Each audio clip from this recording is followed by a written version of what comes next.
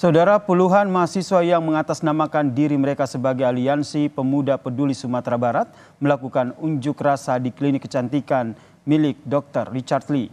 Aksi tersebut merupakan respon dari hebohnya kasus pencurian di klinik kecantikan milik Dr. Lee yang diduga direkayasa.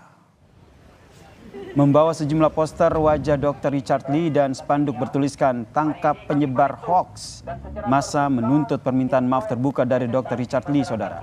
Selain itu, massa juga menyuarakan agar izin klinik ini dicabut.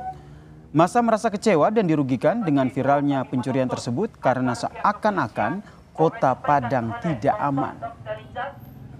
Itu sangat bersecara baik dan aksi damai.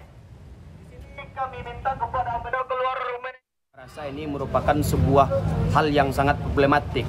Seakan-akan kota Padang itu merupakan sarang kejahatan dan kriminalitas. Maka ini merupakan respon sebagai representasi suara dan pendapat masyarakat Sumatera Barat. Tuntutannya kasus ini dapat diselesaikan dengan secepat-cepatnya dan permohonan maaf kami tunggu dari Dr. Richard Lee dan agar pihak kepolisian segera mengusut kasus ini dengan cepat. Aksi pencurian di klinik kecantikan Athena Padang milik dokter sekaligus influencer Richard Lee viral di media sosial, saudara. Namun dari hasil penelusuran polisi, ternyata kasus pencurian tersebut hanya settingan yang dilakukan karyawannya. Hal ini terungkap berdasarkan keterangan dari terduga pelaku yang juga merupakan karyawan klinik.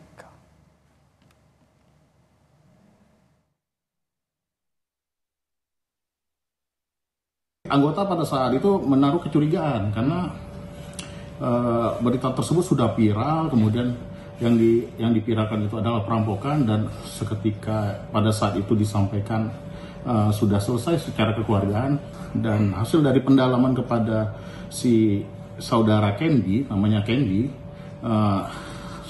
yang bersangkutan kemudian menyampaikan bahwa kejadian yang diduga perampokan tersebut tidaklah benar, bahwa itu adalah settingan. Itu hasil pemeriksaan dari saudara Candy sendiri.